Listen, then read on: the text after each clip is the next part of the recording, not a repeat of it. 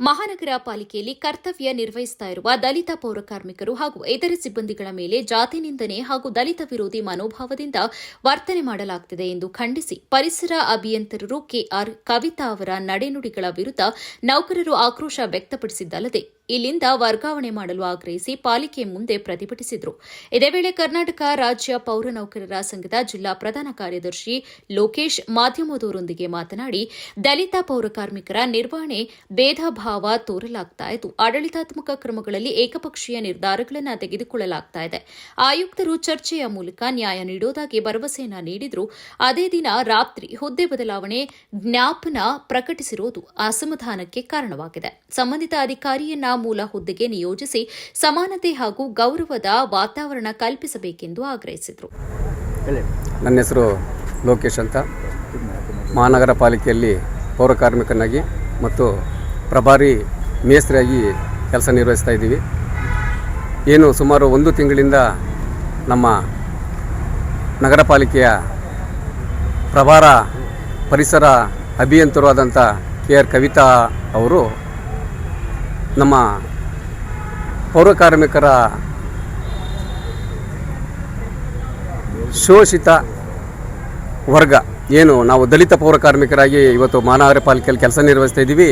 1ನೇ ಪ್ಯಾಕೇಜಿನ ಪೌರ ಕಾರ್ಮಿಕರನ್ನು ಶೋಷಣೆ ಮಾಡುವಂಥರ ಮುಖಾಂತರ ಜೀತದ ಪದ್ಧತಿಯನ್ನು ಅನುಸರಿಸತಕ್ಕಂಥ ನಾನೇ ಸರ್ವಾಧಿಕಾರಿ ಅಂತ ವರ್ತಿಸ್ತಾ ಇರೋಂಥ ಕೆಆರ್ ಕವಿತಾ ಮೇಡಮ್ ಅವರು ಸುಮಾರು 1 ತಿಂಗಳಿಂದ ನಮ್ಮ 1ನೇ ಪ್ಯಾಕೇಜ್ನಲ್ಲಿ ಬೆಳಿಗ್ಗೆ 5:30ಕ್ಕೆ ಹಾಜರಾತಿಯನ್ನು ತಗೊಂಡು ಮತ್ತೆ 10:30ಗೆ ಹಾಜರಾತಿಯನ್ನು ತಗೊಂಡು ಹೋಗ್ತಕ್ಕಂಥ ಕೆಲಸನ 1 ತಿಂಗಳಿಂದ ಮಾಡ್ಕೊಂಡು ಬಂದಿದ್ದಾರೆ.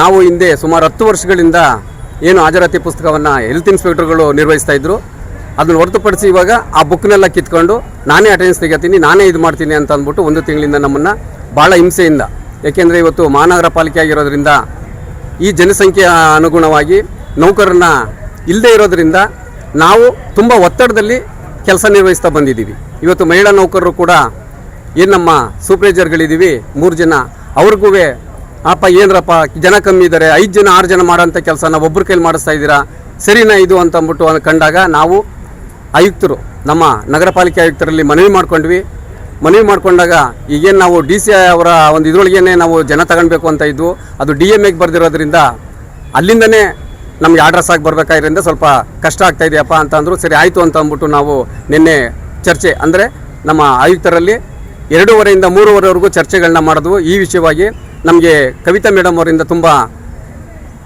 ಶೋಷಣೆಗಳು ಪಡ್ತಾ ಇದ್ದೀವಿ ಮತ್ತು ಕರ್ತವ್ಯ ಕೆಲಸ ಮಾಡ್ತಾ ಇಲ್ಲ ಅಂತ ಅಂದ್ಬಿಟ್ಟು ಪ್ರತಿದಿನ ನಮ್ಮ 4 ಜನ ಟಾರ್ಗೆಟ್ ಮಾಡ್ತಾ ಇದ್ದಾರೆ. ಗುರಿಯಾಗಿ ಇಟ್ಕೊಂಡು ನಮ್ಮ 4 ಜನ ಇದು ಮಾಡ್ತಾ ಇದ್ದಾರೆ. ಇದನ್ನು Parashuram supervisor, Loki supervisor, G Ramu supervisor ಮತ್ತು NR ವೆಂಕಟೇಶ್, ಈ 4 ಜನ ಏನಿದೆ ಡ್ರೈವರು ನಮ್ಮ ಏನು NR ವೆಂಕಟೇಶ್ ಅವರು ಇದ್ದಾರೆ, ಅವರು ಬಡ್ತಿ ತಗೊಂಡಿದ್ದಾರೆ, ಅವರಿಗೆ ಬಡ್ತಿ ಕೊಟ್ಟಿದ್ದಾರೆ, ಪ್ರಮೋಷನ್ ಕೊಟ್ಟಿದ್ದಾರೆ ವಾಹನ ಚಾಲಕರಾಗಿ.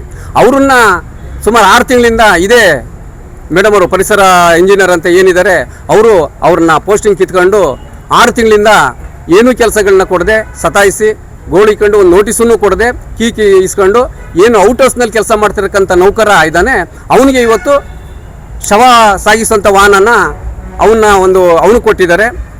ಇವತ್ತು ಏನಾದರೂ ಹೆಚ್ಚು ಕಡಿಮೆ ಆದರೆ ಸಂಪೂರ್ಣ ಜವಾಬ್ದಾರಿ ನಮ್ಮ ಆಯುಕ್ತರಾಗ್ತಾರೆ.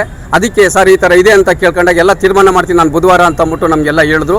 ಅದೇ ರೀತಿ ನಾವು ಕೇಳ್ಕೊಂಡು ಆಯಿತು ಸರ್ ನೀವು ಹೆಂಗೆ ಮಾಡ್ತೀರಾ ಮಾಡಿ, ನಮ್ಗಳಿಗೆ ನೋವಾಗ್ದಂಗೆ ನಮಗೆ ಕಿರುಕುಳ ಕೊಡ್ದಂಗೆ ಒಂದು ಏನಾದ್ರು ಸಜೆಷನ್ ಮಾಡಿ ಅವ್ರು ನಮಗೆ ತೀರ್ಮಾನ ಮಾಡಿಕೊಡಿ ಅಂತ ಅಂದಾಗ ಆಯಿತು ನಾನು ಬುಧವಾರ ಮಾಡ್ಕೊಡ್ತೀನಿ ಅಂತಂದರು. ಅದರಂತೆ ನಾವು ಹೋದ್ವಿ, 4 ಗಂಟೆಗೆ ಹೋದ್ವು ಸರ್. ಅದು ಹೋಗಾದ ನಂತರ ರಾತ್ರಿ 10:45ಕ್ಕೆ ಸುಮಾರು ನಮಗೆ ಏನು 4 ಜನ ಇದ್ದೀವಿ, ಜಿ ರಾಮು, ಲೋಕಿ, ಪರಶುರಾಮ್, NR ವೆಂಕಟೇಶ್, ನಮಗೆ 10:45ಕ್ಕೆ ನೋಟಿಸ್ ಕೊಡ್ತಾರೆ.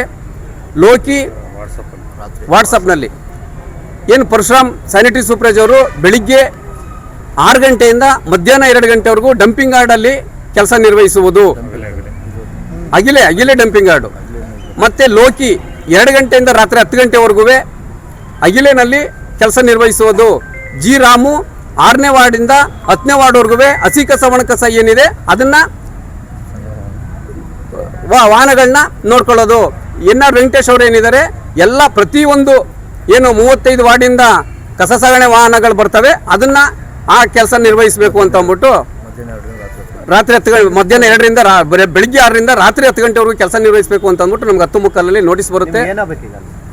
ನಮಗೆ ಇವತ್ತು ಏನು 1 ತಿಂಗಳಿಂದ ನಾವು ನಮ್ಮ ನಗರ ಪಾಲಿಕೆ ಆದಾಗಲಿಂದ ಸಂಘಟನೆ ಇಲ್ಲ. ಹಿಂದೆ ನಗರಸಭೆ ಆಗಿದ್ದಾಗ ನಮ್ಮ ಕರ್ನಾಟಕ ರಾಜ್ಯ ಪೌರ ನೌಕರ ಸಂಘ ಅಂತ ಅಂದ್ಬಿಟ್ಟಿತ್ತು. ಆ ಸಂಘಟನೆಯಲ್ಲಿ ಎಲ್ಲ ನಾವು ಪದಾಧಿಕಾರಿಗಳು ರಾಜೀನಾಮೆ ಕೊಟ್ಟಿದ್ವು. ಆ ರಾಜೀನಾಮೆ ಕೊಟ್ಟಾದ ನಂತರ ಏನು ಇದೇ ತಿಂಗಳು 2ನೇ ತಿಂಗಳು 12ನೇ ತಾರೀಕಿನ ದಿವಸ ನಾವು ಕರ್ನಾಟಕ ರಾಜ್ಯ ಪೌರ ನೌಕರ ಸಂಘದ ವತಿಯಿಂದ ಅಧ್ಯಕ್ಷನ ಆಯ್ಕೆ ಮಾಡ್ಕೊಳ್ತಾ ಇದ್ದೀವಿ ಅಂತ ನಾವು ಯಾವಾಗ ಶುರು ಮಾಡಿದ್ವು ಅವತ್ತಿಂದ ನಮ್ಮ 4 ಜನಕ್ಕೆ ಕಿರುಕುಳ ಕೊಡೋಕ್ಕೆ ಶುರು ಮಾಡಿದ್ರು.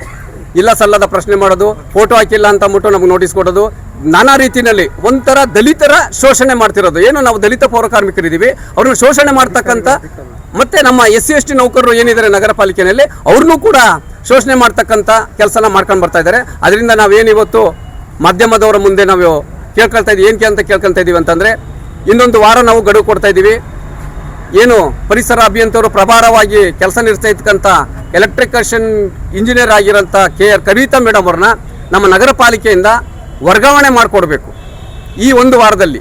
ಇನ್ನು ಆಗಲಿಲ್ಲ, ಸೋಮವಾರದವರೆಗೂ ಆಗಲಿಲ್ಲ ಅಂತಂದರೆ ನಾವೇನು 3ನೇ ತಾರೀಕು ಮಂಗಳವಾರ 3ನೇ ತಿಂಗಳು ಆ ದಿನ ಹೇಮಾವತಿ ಸ್ಟ್ಯಾಚ್ಯೂಯಿಂದ DC ಕಚೇರಿವರೆಗೂ ತಮಟೆ ಚಳವಳಿ ಮಾಡೋದ್ರ ಮುಖಾಂತರ ನಾವು DC ಅವರಿಗೆ ಮನವಿ ಕೊಡೋದ್ರ ಮುಖಾಂತರ ಹೋರಾಟ ಮಾಡಬೇಕು ಅಂತ ತೀರ್ಮಾನ ತಗೊಂಡಿದ್ದೀವಿ ಸರ್.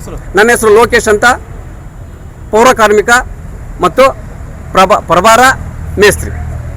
ಪ್ರತಿಭಟನೆಯಲ್ಲಿ ಕರ್ನಾಟಕ ರಾಜ್ಯ ಪೌರ ನೌಕರರ ಸಂಘದ ನಿಕಟಪೂರ್ವ ಅಧ್ಯಕ್ಷ NR ವೆಂಕಟೇಶ್, ಪರಶುರಾಮು, ಮಂಜಮ್ಮ, ರಾಮು, ಮಾರಪ್ಪ, ಸಂತೋಷ್, ಜಯಣ್ಣ ಇತರರು ಉಪಸ್ಥಿತರಿದ್ದರು.